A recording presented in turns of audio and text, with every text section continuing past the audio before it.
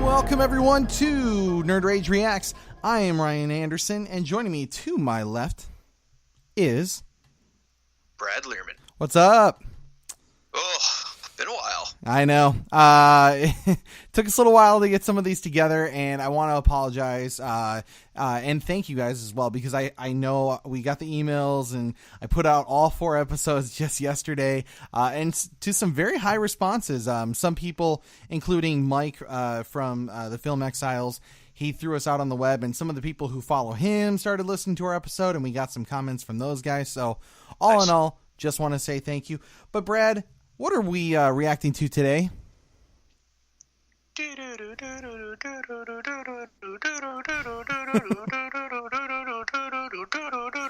Halloween. Yeah. So the good, the bad, and if you should be excited for this film. I'm not going to lie, for a half second there, I thought you were going to the Twilight Zone. I was going to correct you. But yes, we are so excited to be talking about the new Halloween film. So let's get right into it. How many times have you seen Halloween since it's come out now? I saw it just the one time. Okay. Same with me. We were going to do an early screening. Then I told Amanda that I was going to just go and see it with her. Sometimes it's not the biggest deal to go and see it like 3 times in a row. You know, I wasn't expecting this to be like Batman v Superman for me, where I was like, I need to see like every single cut of this film or anything like that. So I saw it the one time, and if it kind of spoils things a bit, I'm just going to quickly say here, I think that was enough for me. I think I could wait for the DVD or Blu-ray to drop later. It was a good movie, but I think we should talk about what we loved here in non-spoiler. And of course, once we get to spoilers, we'll let you guys know, and we'll also indicate it in the comments as we get into that. So, what did we love, non-spoilers, about this movie, Brad? You know what? Actually, I'm going to let you go first. Really? Okay. Well, yeah. Okay. I have to preface this by saying I genuinely love the Halloween series, and it's weird because the more ridiculous it gets, in some respects, kind of like the Nightmare on Elm Street series, I almost feel like the better it gets, because then it's just campy goofball fun that doesn't take itself so seriously. Like I distinctly remember, I think it was either 4 or 5. I think it's number 4. And there's like a scene where they're in a barn and Michael Myers just pitchforks a guy and just kind of gets him up in the air. And I was like, oh, that's awesome. Because to me, like when I was going through all these movies at a much younger age, I really enjoyed the idea of just like the slow stalker slasher dude. And I was really into the slasher genre for years. The idea of, you know, the guy who just kind of creeps out behind a corner and then just kind of jabs you with a small butter knife was never really that big of a deal for me. Like, I didn't really get that. As I've gotten older, I've started to appreciate, like, you know, the tension that builds and things like that. And John Carpenter is a master of that. And it's one thing I've come to especially respect about the original so much more so. So when we got to this one, I was just like, oh, okay. So they're going to throw out some of the old stuff, and we're going to, you know, not have to worry about, you know, the supernatural, him necessarily being referred to in the, with like the, he had like this burn or this engraving on his hand in one of the movies that he passes along to one of his, yeah, those middle Jamie. Halloween movies get really kind of weird. Because there's the curse that gets involved and all that stuff. And I kind of like that, because there's this idea of like, he's motivated by more than just like, oh, I had one bad day kind of thing. Because I don't think he's the Joker. I think he was just like this messed up kid who became this, you know, incensed, murderous creature at this point. But like, I don't know. For me, I view Michael Myers in such a specific way. Yes, Amanda's reminding me that Sam Hain is, the cursed creature kind of thing that gets involved with all the later movies. But I don't know. I just liked when it got into the weird and kind of, I guess, over the topness of it all. Like, where it's just like, yeah, we're going to shoot him with a bunch of shotguns. He's going to fall into a crypt. And even though it makes no sense because he should be dead, he should be turned into Swiss cheese. Like, that's the kind of Michael Myers that will resurrect in the next movie, and he'll come back and just slaughter a bunch of stupid teenagers. But this one was very different. And I will say what I loved about it, though, was that it just tried to refocus itself. And it says to the audience, like, if you don't know anything about the curse or any of all the, the family dynamics that go into the later sequels, you can just go in and go, I like Michael Myers and the idea that he's after Jamie Lee Curtis's Laurie Strode. If you know that basic premise of it, that's really what this is. He's coming back for vengeance 40 years later or whatever it is at this point. So what did you like about this? Honestly, I liked Jamie Lee Curtis coming back. Yeah. Kind of the movie was sort of like a soft reboot, kind of saying like, we don't want to associate with those movies in the middle. Yeah. All that supernatural stuff. Showing the kind of altering personality that she's developed since the very first movie. Yeah. And how xenophobic she is, how, very cut She's closed off from the from rest of the world, yeah. Yeah, how cut off she is from everything else. And, the real psychological damage that she took on from, being hunted by Michael Myers. I did find that really interesting in the film because she's very, and I don't feel like this is too spoilery, but she's very cut off from her family in a way. Like, I actually thought going in through like the trailers and stuff like that, it was going to be more like this legacy movie where it was like the three of us we're all preparing for this thing that's inevitably going to happen, and we've been standing guard for forever, and then we're just going to gun Michael down. And it was a little bit more about Laurie and like the family kind of trying to understand this weird relative that they have, if that makes sense.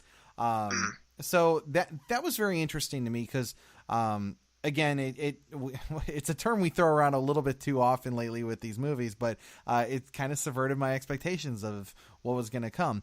I didn't think it was a bad thing, actually. Like the idea that she was barricaded into her house, like she was prepared for this thing.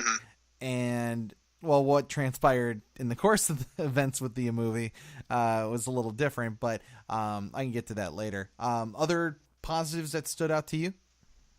I really, and I don't want to kind of put this as a spoiler, but like you said, the focus between Laurie and the focus between Michael Myers was kind of shifted back on them, which is good. Yeah. I think Michael Myers as a whole seems the same from the first one.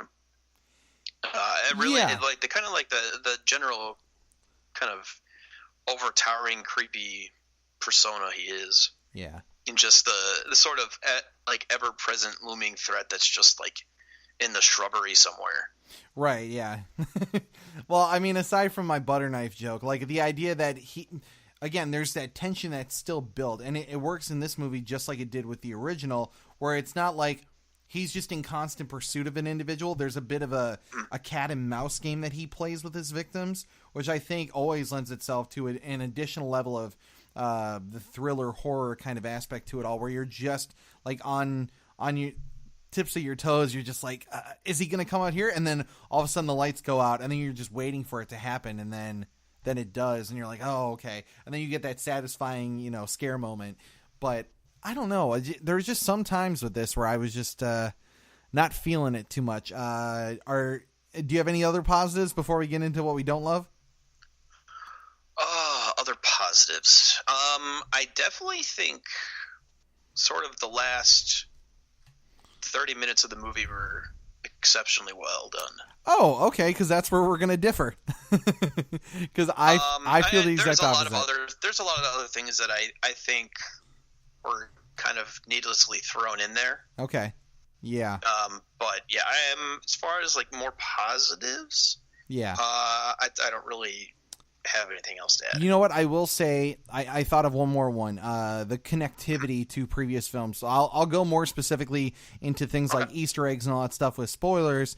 But one of the things I was thinking of was just the fact that they decided to tie in one of the characters to the night of Michael's first I don't want to say rampage, but his first set of killings, essentially. One of the characters was there and all that stuff. So they're kind of keeping it connected. I think this should be no support or spoilers to anyone, but like the idea that they paid homage in some respect to Loomis, who was the doctor from the first one, who was always my favorite part of these movies, actually, even more so than Michael, just because he was like this manic doctor that should have been very, well regarded and kind of just stable-minded, you would expect, but he was always doing things like pulling a gun out and just shooting at things and like not trying necessarily to coax him down. He just wanted to straight up kill Michael by, like the second and third movies. Well, I should say not the third, but like the third Michael movie. And then in terms of connectivity, though, speaking of the third one, the fact that they actually show some references to the third movie that we'll get into later, which I thought was really cool because honestly, the third Halloween movie, even though it has nothing to do with Michael Myers, is honestly a favorite of mine. And I it's such a weird random movie, and like it doesn't need to be called Halloween. Like I would just call it Season of the Witch, and it's as it stands on its own, I really like that movie. It's just a weird, creepy kind of thing, and it ends with like this cliffhanger where you're thinking like, well, I don't want to spoil that movie for those who haven't seen it, but basically you kind of think that everything ends on a terrible note in like a old 70s kind of sci-fi way where it's just like, oh, they're gonna leave it on that, like it's not a happy ending. It's great. So yeah, that being said, I think we should talk about what we didn't like, but first I'm gonna put it over to Brad because I have a lot to say.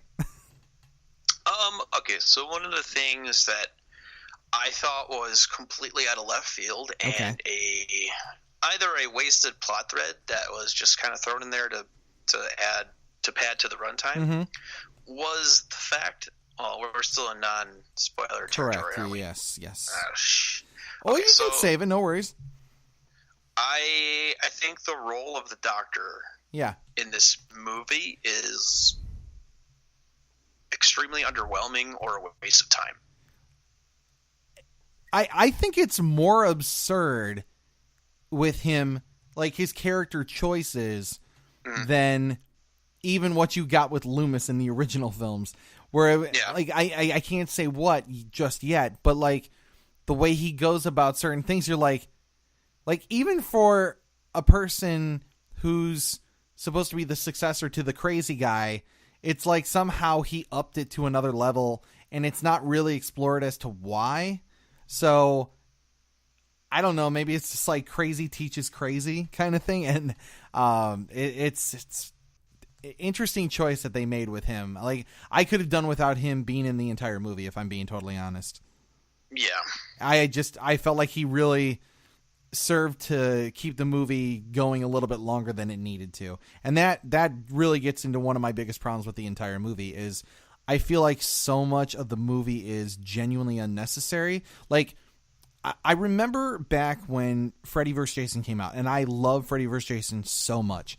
One of the arguments I heard, because all the hoopla around it at the time was, oh, it's fight night. It's going to be Freddy versus Jason, place your bets, and all the taglines that they were throwing out. They even did a celebrity boxing match weigh-in kind of thing where they got both of them on stage, and I was soaking up all of that when it came out. And I felt like this movie was kind of doing that. They were like, this is the definitive way that we get to see Michael Myers take on Laurie Strode, which is ironic because that's kind of how they pitched it back with H2O, the Halloween 20 Years Later movie. And then, here we are another 20 years later. But it was very interesting to me how they pitched it as this dynamic showdown, but there's so much filler and exposition from people, like their thoughts and feelings of like, oh, this is I can't believe it's been so long and all this stuff. And like, it's weird to me too with all this that 40 years later, Michael would all of a sudden, like the idea that they would, well, that might be a little bit spoilery. I mean, we know through the trailers that he obviously gets transferred and shit goes down, but the way that they chose it, it's like the most cliche kind of obvious thing. Like, oh, here's the thing he does, and you're going to let him, he was safely in captivity. He was doing what he was doing. And then during this particular instance, you're like, oh, well, this seems like a perfect time to let him go and get transferred somewhere else. Like, come on. Like, it's, well, okay. Well, I have a theory about that. Anyways, anyway. Okay. That's, I think a couple of other things that, like, all of these characters that are either, they were around the first time that Michael Myers was around.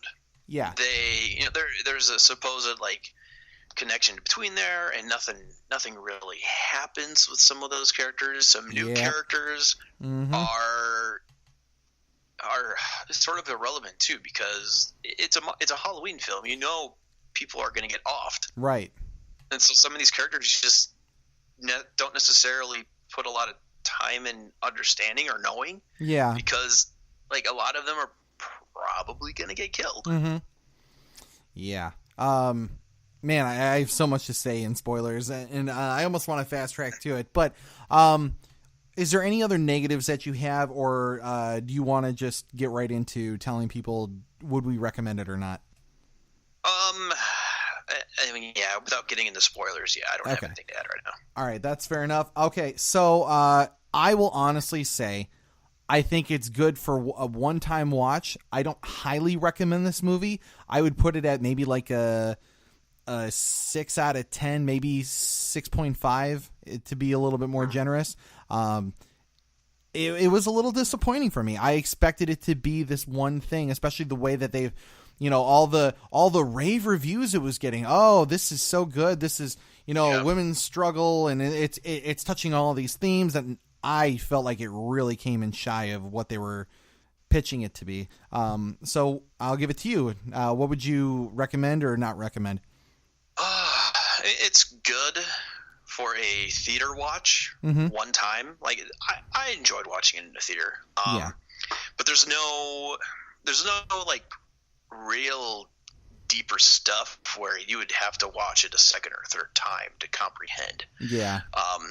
And I honestly think that this movie misses the Carpenter touch. It really does. Yeah, I mean, it was nice that they brought in some of the old tracks and they remastered it a little bit and added a little bit here and there. But, yeah, I don't know. There was something about the way Carpenter handled it that was just so much more, I want to say put together and seamless about the whole thing. Whereas there were a lot of gaps and weird logic things here. And we're talking about a horror movie, and I'm saying this sort of thing too. But, yeah, like in simple narratives, there were some weird gaps that made no sense. So we'll get into that obviously in spoilers. But is this a yay or a nay from you? I'd still say it's a yay. Okay, very good.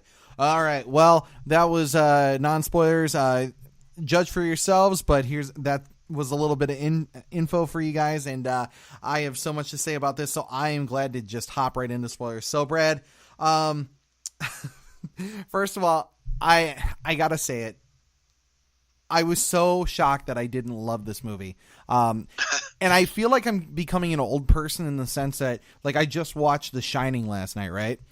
And I've never seen The Shining all the way through. And are you serious? Yeah, all the way through. I mean, the truth of the matter is, I was going to post this up on social media today after watching it last night because Amanda was listening to me from the other room. She was like half asleep. What did you think of it? I didn't like it. I was actually getting mad during parts of the movie where it was like so illogically structured, like how Jack Nicholson goes from like maybe a 3 in terms of weird and crazy, where he's like kind of happy-go-lucky, and then he just goes to 11 where he's just like blankly staring at things, and like it didn't seem like it came from anywhere, and like I just had such a problem with it. Like that seems like the movie didn't quite explain why he's going nuts. Exactly. Or like there's that, and then yeah, and then there's stuff that I distinctly remember because I believe I read the book back in 7th or 8th grade. and I remember it being a lot more intriguing, and like the build to made a lot more sense. But man, that movie it's not tightly bound to the book, and basically Stanley Kubrick gave Stephen King a big fat middle finger. So. Oh yeah, I know, and Stephen King hates him to this day, which I think is really interesting, because if that puts in context how mad I was about that movie, this is my positive. Halloween, this reboot, sequel, whatever you want to call it, of the franchise, I didn't hate it as much as that. And like it's a good idea on paper, I think, to finally like push away, there's the curse, and there's, the Jamie, the offspring, I forget it, she's like the cousin of Laurie, or however that works. But like Laurie has a daughter, and then Laurie's daughter has a daughter. Oh, that's okay, yeah. So that being the case, though, like, I actually like the family dynamic. That's the first thing that I want to bring up here in Reveals and Revelations. Like, the idea that it was connected to family had some specific tether to why there's the killing. Like, the only thing I don't like about that is they focus a lot of the attention on the granddaughter, and I did not agree with that. That's true. Honestly, they would have just focused all the attention on Laurie and all the attention on Michael Myers just stalking around on Halloween night. Yeah, I would have been much happier. But right, that's why the granddaughter doesn't have a lot of character other than being Laurie's granddaughter. Yeah, true. Laurie's daughter is somewhat not really in the picture for most of the movie.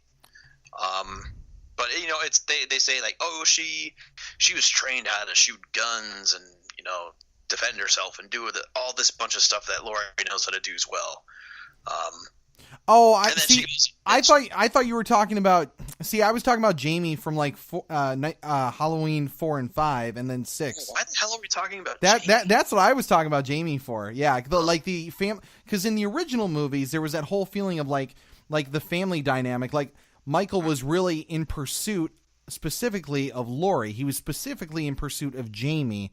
Like the idea for me with Halloween that always felt like a simple, straightforward narrative was like, he's in pursuit of a family member, and whether it's, you can add the complication beyond that, obviously, where it's like, he wants to kill it to pass on the curse or whatever and all that stuff, and that's obviously its own goofy thing and all that, but like, that's his single narrative. Like, one thing I've been noticing with movies I've been appreciating more is that, we talked in superhero films, like the idea that there's too many narratives going on. The idea that when you watch Spider-Man 3, for example, there's like 3 different villains going on, and then there's like Peter going emo and all that stuff.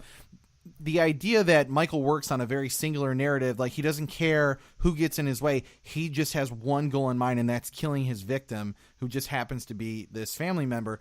I think that's the difference between what this current movie does, and what the original maybe 2 or 3, 4, whatever kind of movies that they did were trying to do. Which this one, they were just like, no, Laurie is not related to him in any way. He just has this random vengeance against her now. And I guess the feeling in this movie was because he eluded her 40 years ago. That's why he wants to kill her. I don't know. Did you get that feeling? Like, why does he want to kill her specifically in this movie? Just unfinished business, I guess. Okay. So kind of what the one sister that he didn't get to. Okay. I guess that's fair enough. Like, I don't know. To me, I don't think it's not really a super complicated, agenda for Michael Myers. But it doesn't feel like it's specific enough. Like, it's just this, like, okay, I just like to kill, but I'm going after this specific target. But why are you going after that target? Like, and what was your motivation to go for that target in the first place? Like, I guess the feeling was, okay, on Halloween night, I went crazy, did this crazy thing. Then they locked me up for 40 years. And then she's the only one who survived. So now I'm going after her. I guess that's the point. But I don't know. Like, the idea that if you're crazy, you're crazy about this one specific thing seems to make more sense. Not, yeah. I mean, it's sort of the downfall of this particular Halloween movie. Whereas all the middle movies kind of went into the background of Michael Myers. Yeah. Kind of tried to describe why he was doing stuff. To cut all of that out and just to kind of go, oh, he's just kind of a crazy dude that just wants to get to his sister, but is killing people along the way. Like, I don't know. It's kind of, I don't know. It's a toss up, you know. It really you is. You risk harming one thing over the other. Because I wish that they had decided to go and kind of do the middle road of this, where they're like, no, they're still related, and he still wants to kill her, but we're going to throw out some of the old stuff. Because I understood why they, you know, retconned a lot of this stuff to make this sequel. Because if you go to a person and you go, what do you know about the Halloween movies? They go, oh yeah, Jamie Lee Curtis was trying to escape from that Michael Myers guy. And that's really at the core of what they know. So if you bring back those two characters, and kudos to them too, because they brought back the original actor who was Michael Myers to, you know, do the killings here, which I thought was inspired casting, because you really get that feeling of like it's carried all these years over. But I think the choice to not have it be a family connection just makes it be like, all right, well, you're killing for no reason, which, you know, I'll reference Nightmare on Elm Street again. One of the things that I think works so specific about that is, like, if you were to take Nightmare on Elm Street and it wasn't about him killing the Elm Street children, it was just like, oh yeah, Freddy's back and he's just pissed and he just wants to kill everyone, you know, then it's not Nightmare on Elm Street. It's more like Nightmare Against the Entire World. And that I think that's where my disconnect with this film begins. And why I was a little disappointed, honestly. Or maybe a lot, depending on how you're gauging my response to all this. Was there another like reveal or revelation about this movie that stood out to you? Crazy reveal. Okay, so in the first Halloween movie, you have the Dr. Loomis that's, you know, that was overseeing Michael, and, you know, says, you know, he's like the purest definition of evil and all that. Yeah, I already think I know where this is going. And then now you get this doctor who's been with Michael Myers for the last 40 years, I guess. 15 or so? Yeah, I think he came in about 20 years in, because, you know, after Loomis died, then he took over. He was his protege, essentially. And, you know, give Loomis some credit. He tries to stop the guy multiple times. Right. He understands also, that, you know, that he understands that he was with Michael for all those years. He saw the madness, he saw the crazy, and then he tried to put him down because trying to care and administer to his needs wasn't doing anyone any good. So he actually tries to kill him at that point. Yeah, keep going. I'm sorry. And then, you know, you got this new doctor. I don't even remember what his name is. But I forget it too. It'll come back to me. So like he's studied, or, you know, been, I guess what's the word? Been his not his caretaker, but he's just been his psychologist for like the last 15 years. Yeah. And then all of a sudden, halfway through the movie, you know, he sort of got the same template as Loomis. He's trying to stop Michael Myers. He's trying to stop him from finding Laurie and all that crap. And then, like, it takes such an awful, weird turn. I know. Go into it. This cop that supposedly was, you know, at the scene in the first Halloween movie, supposedly. You know, he's in a cop car. They find Laurie's granddaughter on the side of the road after she was being chased by Michael Myers. Mm-hmm. And then they find him, and then they're like, we're gonna ram him. Then they hit him, and then the psychologist gets out of the car right away, and the cop's like, is he dead? Is he breathing? And then out of nowhere, this doctor pulls out a hidden knife and like a pen or something. Yeah, it was like a pen knife or something. jabs it in the cop's neck, pretty much making him bleed out. Mm-hmm. And then he puts on the mask. I'm just thinking, where did this come from? Like, what? I don't... Oh. That's what I'm talking about with, like, complicating the narrative. Like, the idea that now there's people, like, he's achieved this cult status, and now the person who was following for him for so long wants to, kind of become him or see what it's like to be in the shoes. It almost feels kind of like a Scream movie when they do a sequel and it's like, oh, now I wanted to become the killer. And it's like, yeah, but you're really not. From the point where the psychologist was hurt, yeah, to the point where he gets, he regains consciousness and is like going around with the cops and stuff. Like he's trying, like he keeps saying, like he wants to figure out what's going on in Michael Myers' head. Right, exactly. And like he kind of presents it as like he doesn't really know. And then in the cop car, he says, "Did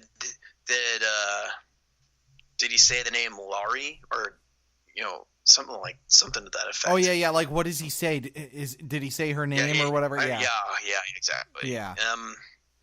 So I think the doctor thing was just really bizarre.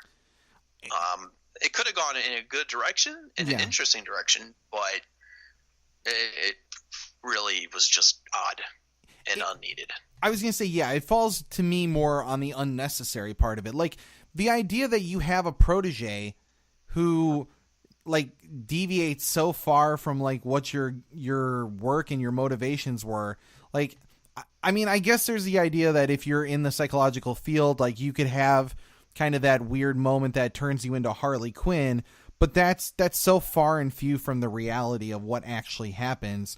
Like, the thing that I think made the original Halloween so good was the fact that it kind of made this could kind of happen out of nowhere, but it felt kind of real at the same time. They weren't going into that, they keep coming back from the dead and all these crazy things keep happening. It was focused on one night, Halloween, guy goes crazy and just starts killing people and slaughtering everyone in his path. Like, that as a simple premise works. And then when you complicate that narrative with ideas of, like, the shape and, all of the extra stuff that came later, or in this movie, the idea that now this Dr. Sam Hain or Sartain or whatever his name was, I think it is Sartain. Yeah, okay. Yeah. That Sartain goes bonkers or whatever, or was bonkers the whole time, just so that he could kind of get further into the mind of Michael without really exploring that. Like, if they had, and I'm giving benefit of the doubt here, if in the beginning they had really gone out of their way to go, I was given all this stuff, and once I saw what Loomis was doing, I took it to the next level. And then they show in some capacity maybe how much it's maybe obsessed him a bit. Like you see, they go into his office, whatever, and then there's a bunch of Michael Myers flyers up everywhere, and then you get this kind of idea like, oh, this guy might be a little touched in the head. Like, when you get to that point later, it kind of has this weird moment, but it's still a payoff in a sense, because they've done the job of setting it up in the beginning and going, oh, okay, so that was a shocker, but it makes sense in the narrative that you built around this guy. The other thing that bothered me in terms of reveals and revelations was the family dynamic, and I was talking about that a little bit in non-spoiler. What did you think about the fact that the daughter and then the granddaughter kind of don't really serve a purpose in this movie? Or do you feel that they did? I mean, not really. I mean, it was just to build backstory. That was about it. Yeah. The one thing I really didn't like, they set up Laurie as this nut that is like prepping for the day that Michael Myers gets out of prison. Right. And then all of the focus shifts to Michael Myers, which is fine. Right. But then it goes to the granddaughter, and I don't care about the granddaughter. I care about Laurie. If we would have seen, instead of Laurie going to her parents' house, I would have much preferred to and they do a little bit, like, to show Laurie trying to find her granddaughter and whatnot. Yeah. But instead of Laurie's daughter saying she's not picking up her phone, and then she just instantly goes to her daughter's house. Yeah. I would have rather just seen Laurie go on the prowl trying to find her granddaughter. Yeah. It's just to show that, rather than showing the granddaughter at the dance and in a real inconsequential side plot that I didn't really care about either. Yeah. And the granddaughter just didn't offer anything other than to kind of, relate to a younger demographic. Exactly. And see, that's where I come in with this. So I've got 3 different narratives that this movie could have gone in that could have really made for something interesting and had in my opinion, a real payoff. And they kind of do it with the second one I'm going to bring up. The first one I want to bring up is the granddaughter. And I think that, Allison was her name. She was an interesting character. And in my mind, the way that they were kind of setting this up, I was thinking, oh, maybe they're not going to have Laurie in the end kill Michael Myers.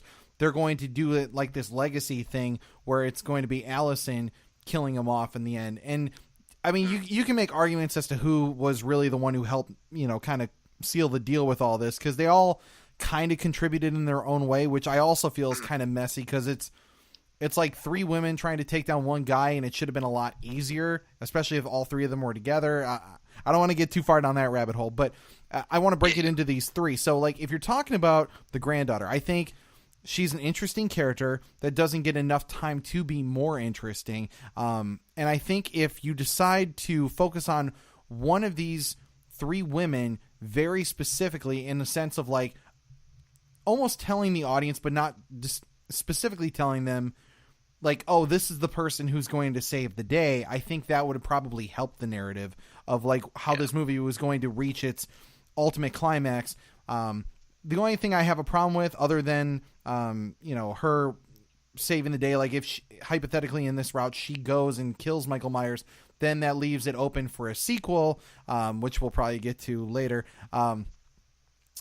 So there's that. And like that creates kind of a problem there too, because it feels like it's almost maybe going to continue on a legacy, or even do like what the alternate version of the final scene of Freddy vs. Jason did, where it's like, oh, maybe it could pass on the torch, and then the younger generation creates a problem because it leaves it open more for a sequel. So I probably would have scratched out the granddaughter altogether, if I'm being totally honest.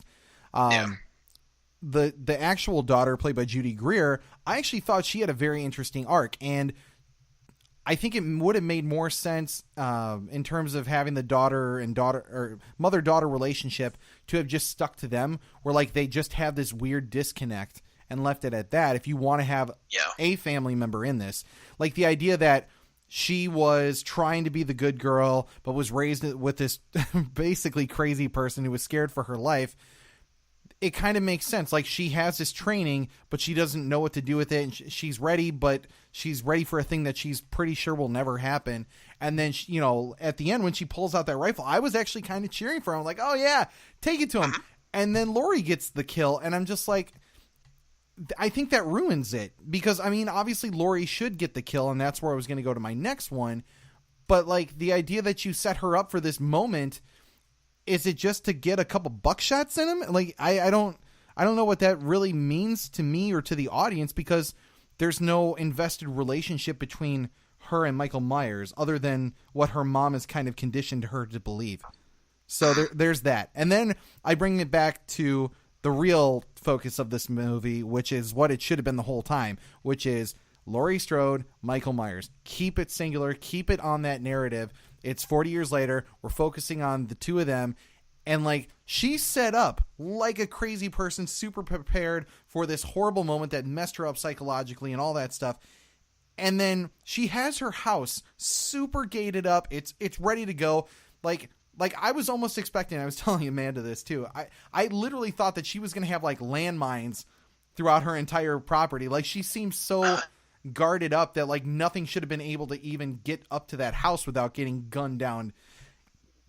And then it falls into that weird kind of setup where it's like, how does Michael get around every single booby trap that she has for him? And all of their attempts kind of fall apart. And I actually feel like the home intruder kind of thing, that they were kind of trying to flip it on its head. I feel like it was actually done better in the first Nightmare on Elm Street thing, where like they go full Home Alone, where they set up all the booby traps and it's all to get the guy in the end. And then they do it in this one with way more tools at her disposal. It's not like she put like a little bit of gunpowder in a bulb and exploded in the guy's face. It was like, I'm stacked to the teeth with guns. Like, I should blow this guy to Kingdom Come and turn him into Swiss cheese like in Halloween 4. but yet she keeps making these really dumb mistakes so that they can have this weird like gotcha moment where they lock him into this basement, which seems needlessly complicated. And I guess there's some payoff to that, but then the end scene is him not being there and leading to this feeling of like, well, he could come back. Maybe he'll survive. Like, yeah, we didn't technically see him die. Yeah. And I hate that because you pitched 40 years to get to this iconic moment where, like, again, this is why I think Freddy vs. Jason, despite, you know, its weirdness and there's plenty of problems to pick at that movie, obviously, but like it gave what they told you, which was you're going to have that fight night. You're going to have this person taking on this person, and it's going to be that showdown. And I just feel like it got way too complicated, especially in the third act. Was it cool to see all of it go down? Of course. And the tension was definitely there. But it just goes in so many weird directions when it should have been more streamlined, in my opinion. All right, I'm off my little horse there. What other revelation stuck out to you? I just thought it was interesting that at the end of the movie, the granddaughter is still holding the knife, the bloody knife that she used on Mike Myers. Yeah, that too. Like, and they sort of like kind of closed the scene on it. Yeah. Like, which I was like, wait, are they gonna try to set her up as Mike Myers? Yeah, now? Like she's the new Jamie, and all of a sudden, like the fact that he had contact with her that. That. Oh my god! Because that's the problem. They're already talking about a sequel because of the money that it's made. Which again is why here's my nerd rage moment. Like why this frustrates me is when you create this narrative of like this is the definitive version, and then they go, oh well, you know, it did make money, so we're gonna try and make another one. I'm like, just stop. They said this with H2O. H2O made a bunch of money, and then they did Resurrection, and then they fucked it up again. Even though I really love that Busta Rhymes is in that movie, it's a bad movie. I see this going down the route of like the Alien franchise. Just they think that just making more and more True. is just going to be right. better. And I'll give you that. No, it's going to ruin it. It's going to dilute it. Yeah, and that was one of my problems actually with because Amanda, in preparation for the movie, she was watching the Rob Zombie ones, and while she's showing me her Halloween costume, and it looks really good. But anyways, like she's watching it, and one of the things, as cool as it is, it's almost like Hannibal Rising. If you've ever seen Hannibal Rising, the idea is it's a prequel, so it goes into the psychosis of the killer and why they are who they are. And I think the more I go, you know, further down the rabbit hole with all these movies, that I can kind of understand the reason why people don't want the prequel. Sometimes they just want the good thing to be what it is. They don't necessarily need to know the who, what, when, where, how, why of all this stuff.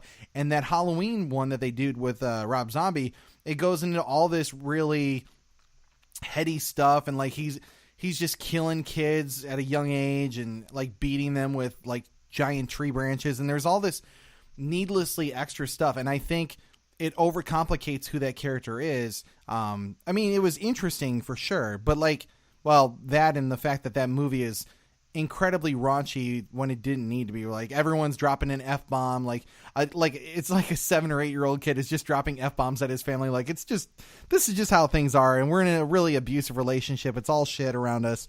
I really like. I like this movie more than the Rob Zombie ones. I'll just put this out there. Like I actually like this in comparison to that, but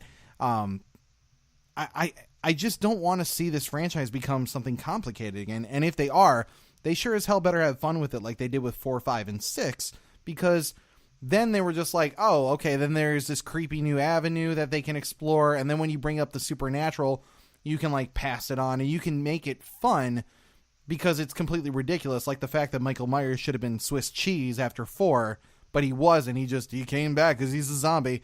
Like, that's fine. Like, I can have fun with that, but you couldn't keep the premise of the Freddy from Nightmare on Elm Street 1 going for as many sequels as they did. It was the fact that they opened it up. They gave him more of a character to work with. Like, he became jokey. He had all these different reasons for why he was doing what he was doing. Like, it made the character more interesting in that respect. But it definitely takes away from that singular narrative. And for me, like, if you're going to do Halloween and you want to bring it back to the original stuff, the whole point is to not complicate it. And I feel like there was a lot of complications that could easily come from making a sequel out of this, including what was already going on in this movie. So, what did you think about the bus crash? Like when all the prisoners went out? Let's see. I thought it was really stupid that they put Michael Myers, a known serial killer that's really strong, from what we could tell in the first movie, yeah, in only chains and in a very low secure bus. Yeah, and okay, again, I can go with the premise on a very simple level that, okay, this guy's been docile as far as we know because they've been very vague about it in this movie, what he's been doing for 40 years. They make it seem like he's just motionless. He's not going to do anything. You know, he's been studied, but he's just not the killer that he was or whatever. Okay, it's been 40 years. Now we're just going to put him away in a hole forever. But the thing that pisses me off is they do it exactly on Halloween night, the one night a year that he killed on and did this mass murder. It'd be like, I don't know, whoever did, I don't know, some mass murderer, your Ed Geins or whatever, like putting them back in the exact same scenario they were in when they did the thing that they did. Oh, time has passed. Like I'm sure now that time has passed, like we're not going to have to deal with this issue all over again. And then they do it, and they put him on a bus, and yes, again, the chains, and then he breaks out, or again, they don't really show it, which I kind of wish they'd shown a little bit of it. Then there's the truck that pulls up, and it's the kid and his father. The father is just disappears into the fog, and for some reason, the kid doesn't have any idea where his father went. Like, it wasn't that foggy. Like, all of a sudden, he just loses his father. The kid, instead of going, oh, there's a bunch of crazy people out in front of my vehicle, maybe I should just drive out of here before, or, something shitty goes down. He walks out with a freaking rifle amongst all these, like, insane patients. Yeah, and, he doesn't have it, necessarily, as far as I recall, cocked and loaded to let off if someone goes at him. He's just kind of, nervously looking around, when you peek around a corner in a horror movie, looking for something bad to happen. If you shout out and your father doesn't respond, you brace for impact. You get ready and get on your haunches to either book it out of there or cock that gun and get ready to shoot something. And I know that stupid things happen in horror movies all the time, and this one is a lesser offender in my opinion because it's you have to set up some fodder to build that tension of what the killer is capable of, and I get that. But this was where I started to go, oh, there's going to be a lot of stupid horror tropes in this movie, isn't there? And I think the problem for me is instead of going into this movie like stupid fun, almost campy horror movie, the fact that everyone had pitched this as this is there was even a tagline that I saw in a commercial just before we saw the movie where this isn't just a good horror movie, this is just a good movie, period. And I was like, okay, you're setting that tone for me now. You're telling me that this not only is just a good movie in terms of horror, but that it has the level of competency that you'd expect from, I was never going to expect Citizen Kane, but something high caliber movie where logic was going to actually take place. And I just felt like this movie was rife with illogical moments. And yeah. I mean, there are good moments in this movie that right. That are really tense. And then there totally. are others that are just trash. Yeah, and kudos to them too because I think having Carpenter on as a consultant or maybe executive producer that he was with this film, I think helped to recreate a lot of the positive moments. And I think one of my favorite things too was them trying to as we go here into like Easter eggs and all that stuff, was the idea that they would recapture some moments from the series that we had come to know and love. Like the idea that Laurie falls off the building after being attacked in the upstairs room or whatever, and then she falls to the ground. And much like the first movie, Michael looks down, now that their roles have switched, to see if she's there, and she's not. And I was like, oh, this is going to be a cool moment. Now she's going to come in and really kick some ass. And she kind of doesn't, and that's what was disappointing to me. But, like, in that moment, I was like, oh, you did the thing, and you did the switch, and, like, that's cool. And that's what brought me back in. And there are other moments like that. And, again, building of that tension, which was really good. The kind of creepy person who's behind the bush, and then you go look around the bush and then they're not there, and you're like, oh, where's he gonna come out and pop out from? Like, that's what I want to see more of. But I just felt like the narrative of all this was just what really hampered it and brought it down. Another thing that I thought was cool in terms of like Easter eggy reveal stuff here is that they brought in the sheriff. And the sheriff was the one, and I was alluding to this in non-spoilers, that was actually there on the night that Michael Myers did his first killing. And while I don't have the know-how and the understanding of all the lore to know if they called him out by whatever his name was, I think it was like Hawkins, if Hawkins was actually there, like they, in the first movie that they said the officer's name was Hawkins, but the idea that they said, oh, this guy, and you knew that once you bring in someone like Will Patton, that he's going to have a bigger role. They're like, the fact that he was there, it kind of keeps it connected. So he's your expositional character who can kind of fill in the blanks of what happened that night and subsequent events that happened after that. But, I guess he had enough to do. I just hated the fact that Sartain just stabbed him the way that he did. I was like, oh, come on. Yeah, it's just like, really? Like, that's the death he gets? Like, come on. I wanted to bring up another interesting part that was brought into this movie, which I had problems with. But the podcaster / interviewer who was really looking for his big score, I think his name was like Aaron, and then his assistant, whose name I cannot remember, and their little thing that really got the ball rolling on all of this stuff. What did you think about their inclusion? Do you feel like it was necessary, or? Oh, like about like the granddaughter's friends and stuff? No. I'm talking about in the very beginning, they go to the prison cell, and then like the really stupid thing that they do, where it's like, okay, again, it's been 40 years. I get it. And just before Halloween night, you can't cross this line. Yeah, you can't cross that line. You can talk to him. Which I get, and that's fine. Don't cross that line. But first of all, there's like dogs barking. There's all the people going, all the nut jobs around him are just losing their minds. And no one's freaking out. I thought it was sort of a cool touch to kind of maybe give more credence to the mask than the man. Agreed. To show like something's really fucked up about this guy. Yeah. Yeah. I thought that was cool, but the whole podcast interviewing Michael Myers thing just kind of like was sort of a wasted plot point too, and they were just kind of cannon fodder. Right. And I mean, like, I can understand, and like I'm not giving him sympathy because he's a quote unquote podcaster. But like, I honestly would have found it cooler if instead of Michael Myers just killing them outright. Yeah. Like, they would have been following him the entire time instead of, helping. Instead of, like, helping people, like, or trying to stop Michael Myers. They're just trying to follow him, because they want to get, like, the best story ever. And what better story than to actually follow Michael Myers as he's killing people on Halloween night? Yeah, and I think that's really cool, too. Like, I wish they had gone with something like that. The thing that bugged me was, it wasn't necessarily that they had the dogs barking and all that stuff. Like, I think it would have made more sense to, like, have it be that thing, and then all of a sudden they just shut everything up, and then maybe, like, he does, like a subtle turn of his head or whatever. Like, you were just getting his attention just barely. But he does nothing. He just stands there, and then I think it was the doctor that...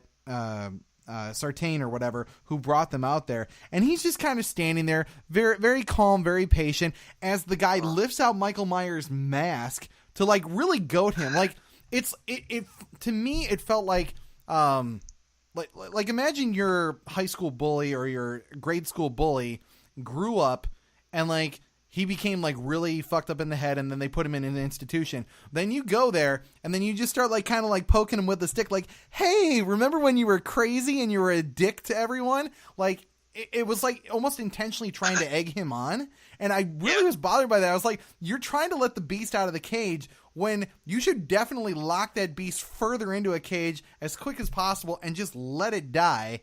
Not that I encourage beasts to die, but you know what I mean? Like the idea that you had this thing and now you're trying to like resurrect it for what purpose? To get like a quick interview with him? Like, the guy's crazy. He's not going to give you this well thought out and structured. Well, you know, the reason I killed was because like that's, it just bothered me. It really did. And I hate that it bothered me, but I couldn't get over it. And, like I enjoyed this movie. I think if I can kind of summarize it, I mean, we haven't really gone into the real summaries, but if I could kind of focus it in a bit, I think the thing that bothered me most is the fact that people put it on such a high pedestal. Like, this is like one of the best horror movies you've ever seen. And it didn't really turn out that way, in my opinion. It was just a good entry that could have ranked well enough with any other Halloween entry, in my opinion, other than maybe the Rob Zombie ones. I know we kind of did Easter eggs and we covered them, unless you've got another one. I don't. Any characters worth discussing that you wanted to bring up real quick before we kind of wrap it up? Characters worth discussing. Oh, what did you think about the humorous kid, like, halfway through the film? Humorous kid halfway through the film. Are you talking about the one, I think it was the stoner guy, Dave or whatever? Yeah, it's the granddaughter's friend who's babysitting this kid. Okay, because there was two that I distinctly remember. There was the one who was trying to get with the granddaughter's friend, who is like a real stoner, and then there was a one who gets stabbed. Yeah, I'm talking about the stoner. Okay, because I thought he was kind of cool. It was weird, and this bothered me too. And this is such a small gripe, and this is just because I lived in the Midwest.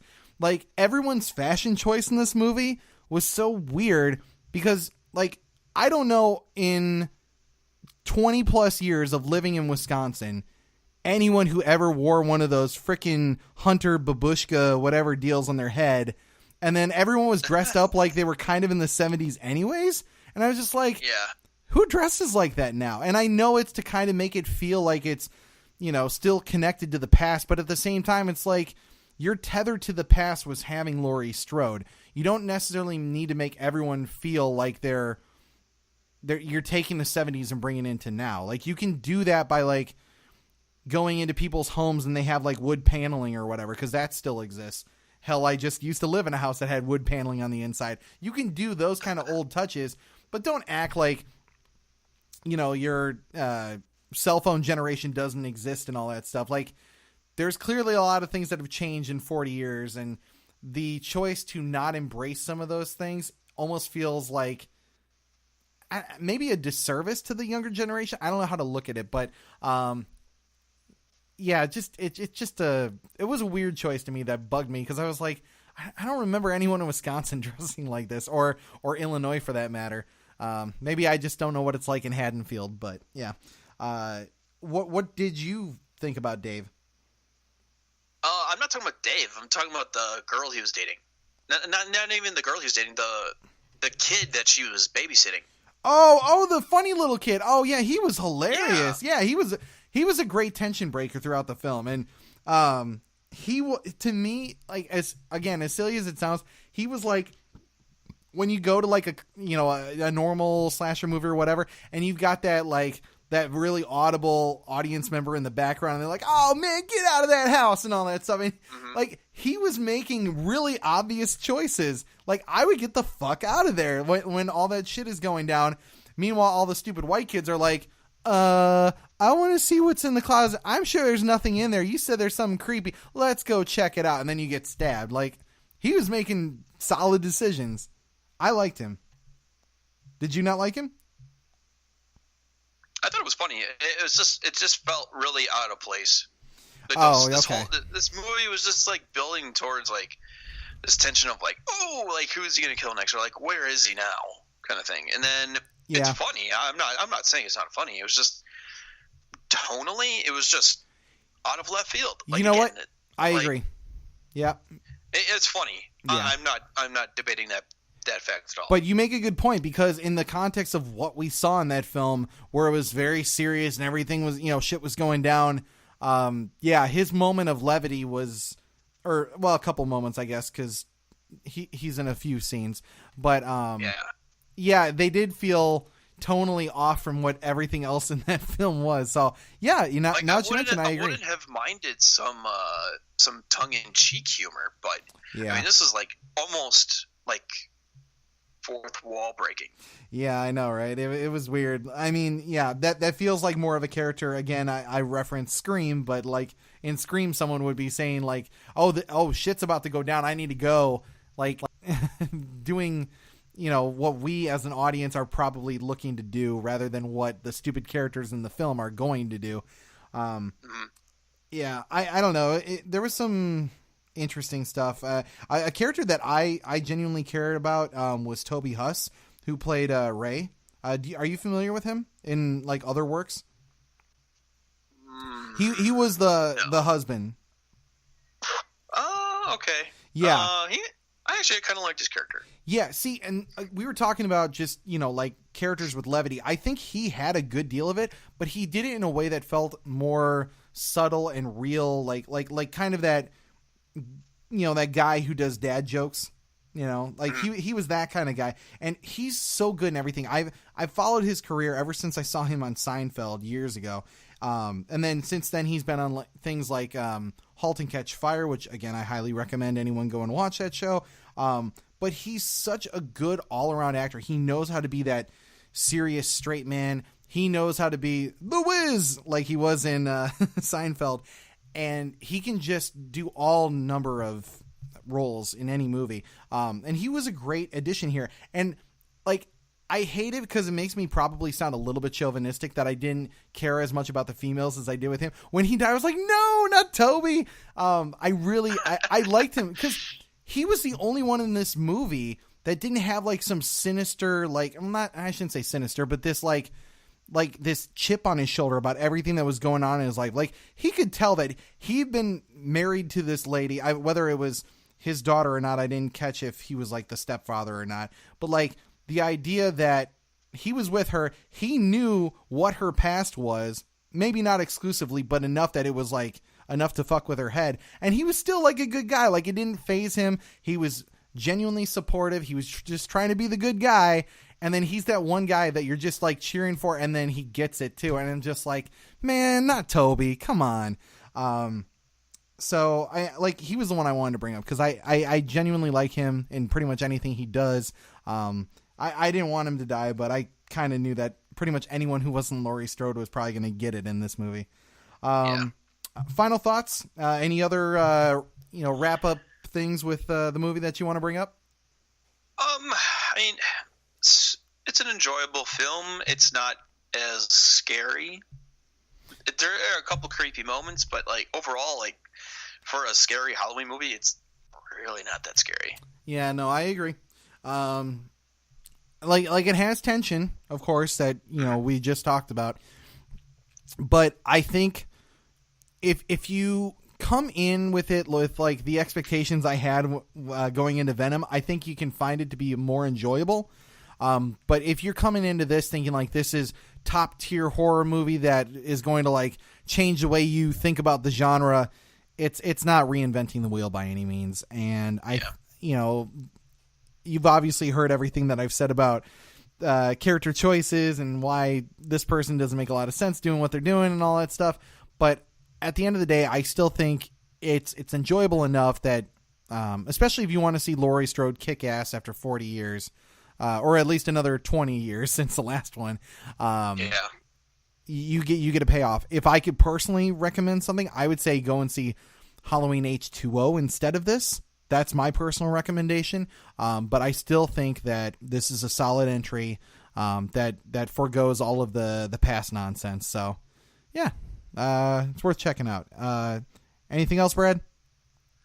I've got nothing else to add. Okay.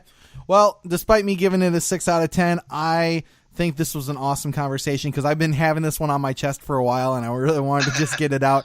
Thank you guys for listening. I have begun and am about halfway through building our website, so I can't wait to share it with you guys. We have some new writers who are going to help us do some articles. I'll get into more of that when we do Nerd Rage Weekly, which we'll probably end up recording tomorrow.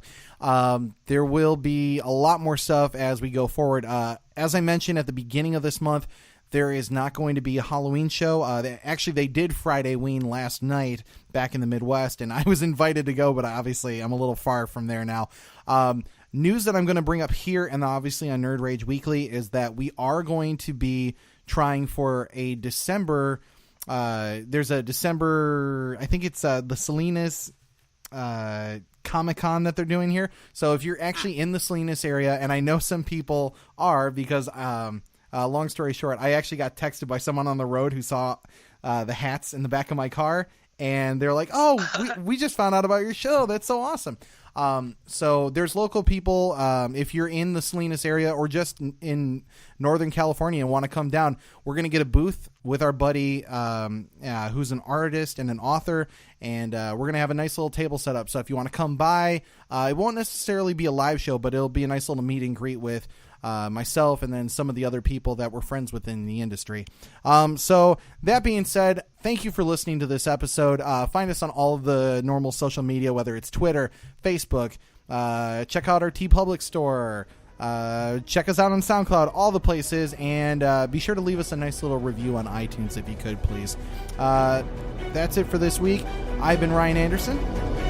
I'm Brad Lehrman. And we will see you guys again next time.